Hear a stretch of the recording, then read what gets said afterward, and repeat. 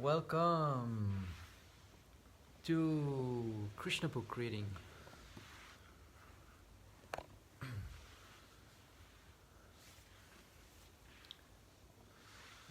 Okay, we continue chapter 50? Yes, chapter 50, Deliverance of Muchukunda. Well done. Krishna, Krishna, Krishna, Krishna, Krishna, Krishna, Krishna, Hey. Krishna, Krishna, Krishna, Krishna, Krishna, Krishna, Krishna, Hey. Krishna, Krishna, Krishna, Krishna, Krishna, Krishna, Rakshamam.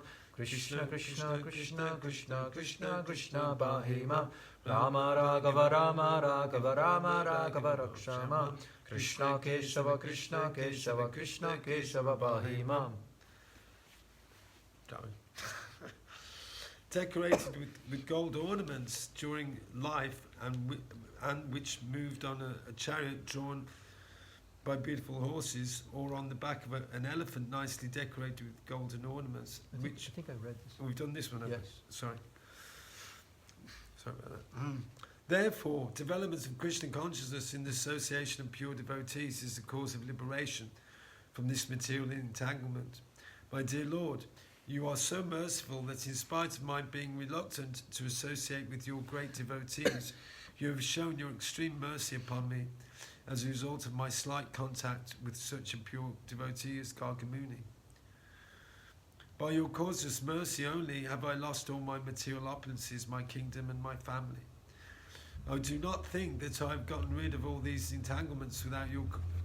I do not think I could have gotten rid of all these entanglements without your causeless mercy. Kings and emperors sometimes accept a life of austerity to forget their royal life. But by your special causeless mercy, I've already been bereft of royalty. Other kings exert themselves to get free from attachment to kingdom and family by accepting hardships of renunciation. But by your mercy, I do not need to become a mendicant or to practice renunciation. My dear Lord, I therefore pray that I may simply be engaged in rendering transcendental loving service unto your lotus feet. This is the ambition of pure devotees, freed from all material contamination.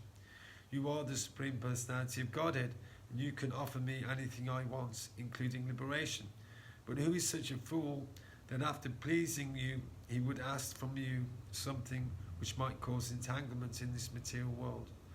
I do not think any sane man would ask such a benediction from you. I therefore surrender unto you because you are the Supreme Personality of Godhead. You are the super soul living in everyone's heart, and you are the impersonal Brahman effulgence. Moreover, you are also this material world, because this material world is only the manifestation of your external energy. Therefore, from any angle of vision, you are the supreme shelter for everyone. Whether on the material plane or the spiritual plane, everyone must take shelter under your lotus feet. Therefore I submit unto you. My Lord, for many, many births I have been suffering from the threefold miseries of this material existence, and now I am tired of it. I have been impelled only by my senses, and I was never satisfied. I therefore take shelter of your lotus feet, which are the source of all peaceful life, and which can eradicate all lamentation caused by material contamination. My dear Lord, you are the super soul of everyone, and you can understand everything. Now I am free from all contamination of material desire. I do not wish to enjoy this material world, nor do I wish to take advantage of merging into your spiritual effulgence, nor do I wish to meditate upon your localized aspect of Paramatma, for I know that simply by taking shelter of you, I shall become completely peaceful and undisturbed. On hearing this statement by King Muchukunda, Lord Krishna replied, My dear King, I am very much pleased with your statement. You have been the king of all the lands on this planet, but I am surprised to find that your mind is now freed from all material contamination. You are now fit to execute devotional service. I am most pleased to see that although I offered you the opportunity to ask from me any kind of benediction, you did not take advantage of asking for material benefits. I can understand that your mind is now fixed in me, and it is not disturbed by any material fault. The material qualities are three, namely goodness, passion, and ignorance. When one is placed in the mixed material qualities of passion and ignorance, various kinds of various kinds of dirtiness and lusty desires impel him to try to find comfort in this material world. When situated in the material quality of goodness, one tries to purify himself by performing various penances and austerities. When one reaches the platform of a real Brahmana, he aspires to merge into the existence of the Lord. But when one desires only to render service unto the lotus feet of the Lord, he is transcendental to all these three qualities. The pure Krishna conscious person is therefore always free from all material qualities. My dear King, I offered to give you any kind of benediction just to test how much you have advanced in devotional service. Now I can see that you are on the platform of the pure devotees, for your mind is not disturbed by any greedy or lusty desires of this material world. The yogis who try to elevate themselves by controlling the senses and who meditate upon me by practicing the breathing exercise of pranayama are not so thoroughly freed from material desires. It has been seen in several cases that as soon as there is allurement, such yogis again come down to the material platform. The vivid example verifying this statement is Vishwamitra Muni. Vishwamitra Muni was a great yogi who practiced pranayama, a breathing exercise. But when he was visited by Menaka, a society woman of the heavenly planet, he lost all control and begot in her a daughter named Shakuntala. But the pure devotee Haridas Thakur was never disturbed, even when all such allurements were offered by prostitutes. My dear King, Lord Krishna continued, I therefore give you this special benediction that you will always think of me. Thus you will be able to traverse this material world freely, without being contaminated by the material qualities. This statement by the Lord confirms that a person in true Krishna consciousness, engaged in the transcendental loving service of the Lord under the directions of the spiritual master, is never subject to the contamination of material qualities. My dear King, the Lord said, because you are a Kshatriya, you have committed the offence of slaughtering animals, both in hunting and in political engagements. To become purified, just engage yourself in the practice of Bhakti Yoga and always keep your mind absorbed in me. Very soon you will be free from all reactions to such sordid activities. In this statement it appears that although Kshatriyas are allowed to kill animals in hunting, they are not freed from the contamination of such sinful reactions. Therefore, it does not matter whether one is a Kshatriya, Vaishya or Brahmana, everyone is recommended to take sannyas at the end of life, to engage himself completely in the service of the Lord, and thus to become freed from all sinful reactions of his past life. The Lord then assured King Muchukunda, in your next life, you will take birth as the first-class Vaishnava, the best of Brahmanas, and in that life your only business will be to engage yourself in my transcendental service. The Vaishnava is the first-class Brahmana because one who has not acquired the qualification of a bona fide Brahmana cannot come to the platform of a Vaishnava. When one becomes a Vaishnava, he is completely engaged in the welfare activities for all living entities. The highest welfare activity for living entities is the preaching of Krishna consciousness. It is stated herein that those who are specifically favoured by the Lord can become absolutely Krishna conscious and be engaged in the work of preaching the Vaishnava philosophy. Thus ends the Bhaktivedanta purport of the 15th chapter of Krishna, Deliverance of Muchukunda.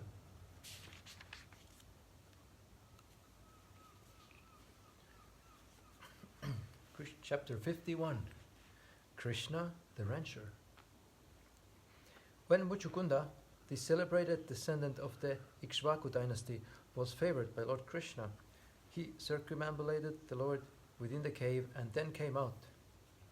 On coming out of the cave, Muchukunda saw that the human species had surprisingly been reduced in stature to what is this word? Pygmy.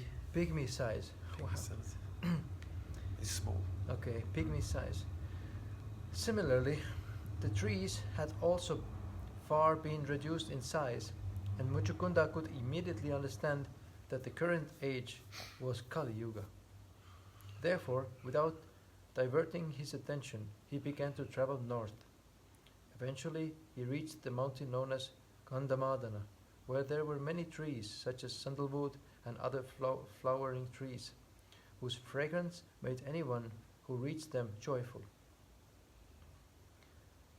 He decided to remain in that Gandhamadana mountain region to execute austerities and penances for the rest of his life.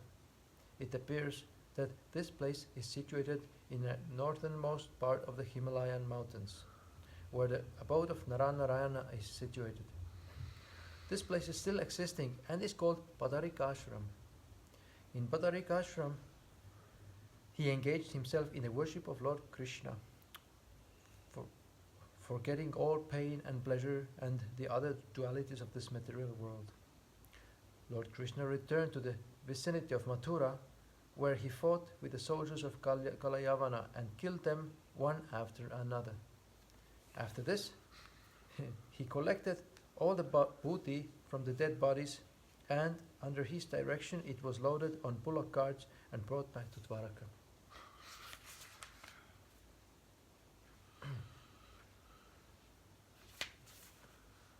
Meanwhile, Jarasandha again attacked Mathura, this time with bigger divisions of soldiers numbering 23 Asukinis. Lord Krishna wanted to save Mathura from the 18th attack of the great military divisions of King Jarasandha, to prevent further killing of soldiers and to attend to other important business. Lord Krishna left the battlefield without fighting. Actually, he was not at all afraid, but he pretended to be an ordinary human being, being frightened by the immense quantity of soldiers and resources of Jarasandha. Without any weapon, he left the battlefield, and although his lotus feet were as soft as the petals of a lotus flower, he proceeded for a very long distance on foot. This time, Jarasandha thought that Krishna and Balaram were very much afraid of his military strength and were fleeing the battlefield. He began to follow them with all his chariots, horses and infantry. He thought Krishna and Balaram to be ordinary human beings, and he was trying to measure the activities of the Lord. Krishna is known as Ranchor, which means one who has left the battlefield. In India, especially in Gujarat, there are many temples of Krishna known as Ranchorji. Ordinarily, if a king leaves the battlefield without fighting, he is called a coward. But when Krishna enacts this pastime, leaving the battlefield without fighting, he is worshipped by the devotee. A demon always tries to measure the opulence of Krishna, whereas the devotee never tries to measure his strength and opulence, but always surrenders unto him and worships him. By following in the footsteps of pure devotees, we can know that Krishna, the Ranchorji, left the battlefield not because he was afraid, but because he had some other purpose. The purpose, as it will be revealed, was to attend to a confidential letter sent by Rukmini, his future first wife. Krishna's leaving the battlefield is a display of one of his 6 opulences. Krishna is the supreme powerful, the supreme wealthy, the supreme famous, the supreme wise, the supreme beautiful. Similarly, he is the supreme renouncer. Srimad Bhagavatam clearly states that he left the battlefield in spite of having ample military strength. Even without his militaria, he alone would have been sufficient to defeat the army of Jarasandha, as he had done 17 times before. Therefore, his leaving the battlefield is an example of his supermost opulence renunciation. After traversing a very long distance, the brothers pretended to become tired. To mitigate their weariness, they climbed upon a high mountain. Miles above the sea level. This mountain was called Pravarshana due to a constant rain, for the peak was always covered with clouds sent by Indra. Jarasandha took it for granted that the 2 brothers were afraid of his military power and had hidden themselves at the top of the mountain. First he tried to find them, searching for a long time, but when he failed, he decided to trap and kill them by setting fires around the peak. He therefore surrounded the peak with oil and set it on fire. As the blaze spread more and more, Krishna and Balaram jumped from the top of the mountain down to the ground, a distance of 88 miles. Skydiving.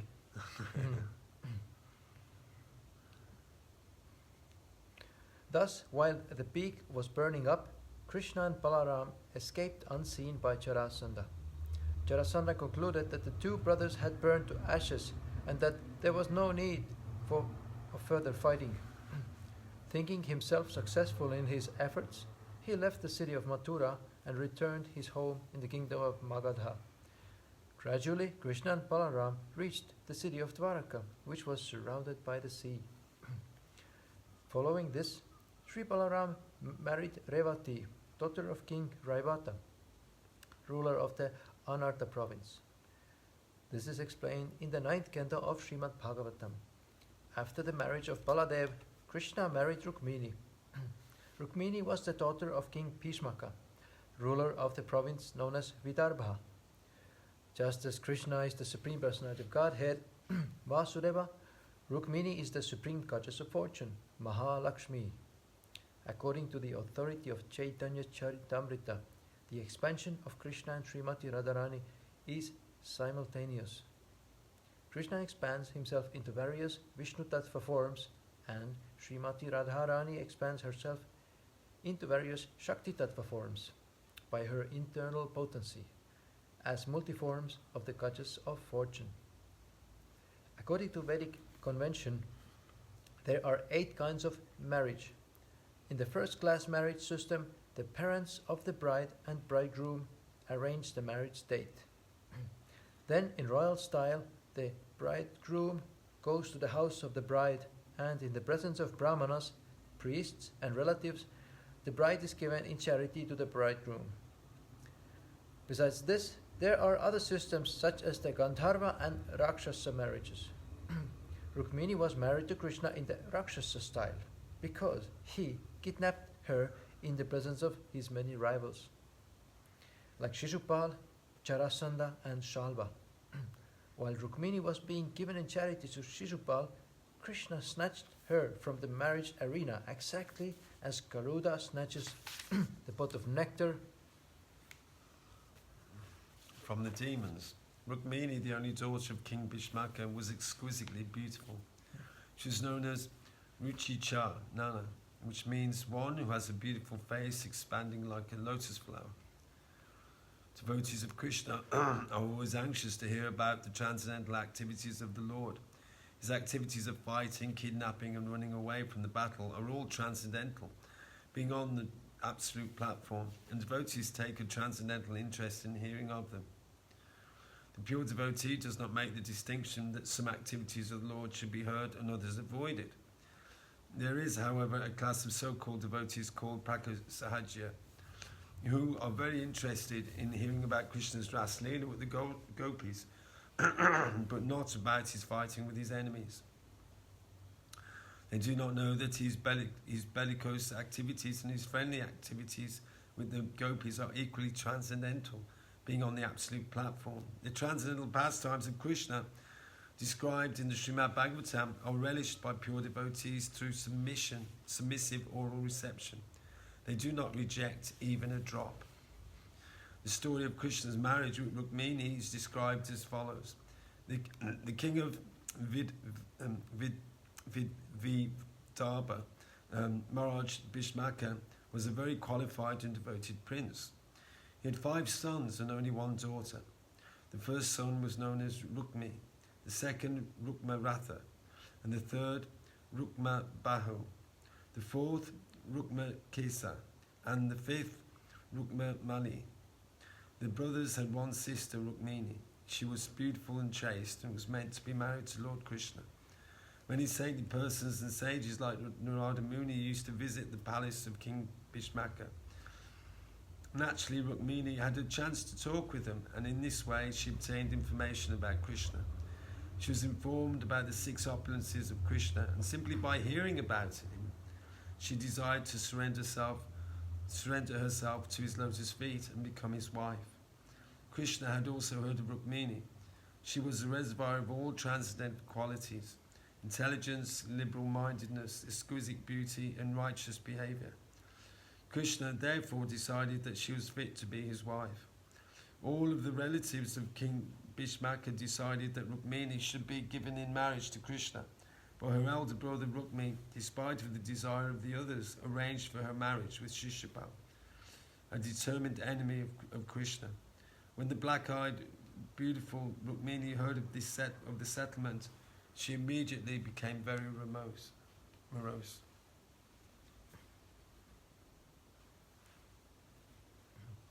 However, being a king's daughter, she understood political diplomacy and decided that there was no use in simply being morose. Some steps should be taken immediately. After some deliberation, she decided to send a message to Krishna, and so that she might not be deceived, she selected a qualified brahmana as her messenger. Such a qualified Brahmana is always truthful and is a devotee of Vishnu. Without delay, she sent the Brahmana to Dwaraka. Reaching the gate of Dwaraka, the Brahmana informed the doorkeeper of his arrival, and the doorkeeper led him to the place where Krishna was sitting on a golden throne. Since the Brahmana had the opportunity to be Rukmini's messenger, he was fortunate enough to see the Supreme Personality of Godhead, Krishna, the original cause of all causes. A Brahmana is the spiritual teacher of all these social divisions. Lord Sri Krishna, in order to teach everyone the Vedic etiquette of how to respect a Brahmana, immediately got up and offered him his throne. When the Brahmana was seated on the golden throne, Lord Sri Krishna began to worship him exactly as the demigods worship Krishna. In this way, he taught everyone that worshipping his devotee is more valuable than worshipping him. In due time, the Brahmana took his bath, accepted his meal, and took to rest on a bedstead completely bedecked with soft silk. As he was resting, Lord Sri Krishna silently approached and, with great respect, put the Brahmana's legs on his lap and began to massage them. In this way, Krishna appeared before the Brahmana and said, "My dear Brahmana, I hope that you are executing the religious principles without difficulty and that your mind is always peaceful." Unquote. Different classes of people in the social system are engaged in various professions, and when one inquires as to the well-being of a particular person, he should do so on the basis of that person's occupation. Therefore, when one inquires as to the welfare of a Brahmana, the questions should be worded according to his condition of life as not to disturb him. A peaceful mind is the basis of becoming truthful, clean, equipoised, self-controlled and tolerant. Thus, by attaining knowledge and knowing its practical application in life, one becomes convinced about the absolute truth. The Brahmana knew Krishna to be the Supreme Personality of Godhead, and still he accepted the respectful service of the Lord on the grounds of Vedic social convention.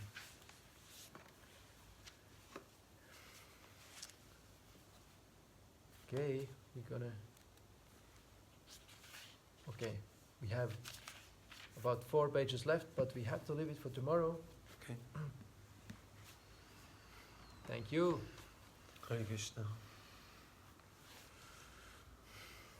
Krishna Book ki jai, Srila Prabhupada ki jai. Such a wonderful sadhana we have, daily program. We chant all day, and then every evening we read. Shravanam Kirtanam, the first 2 processes of devotional service out of 9. You see, the devotional service is full of so much variety, and each and every type of service we perform is it's joyfully performed. Got it. Raja Vijam, Raja Guhyam, joyfully performed. Thank you. See you tomorrow. Hari Bol.